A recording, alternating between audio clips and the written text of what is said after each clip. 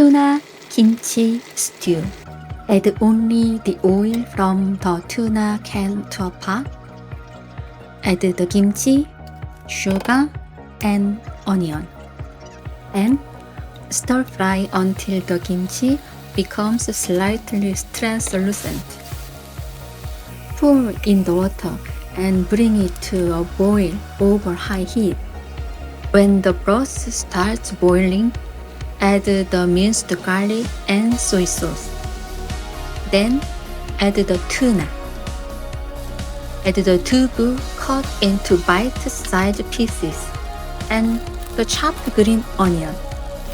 Simmer for about 5 more minutes. Many Koreans also cook this simple stew while camping.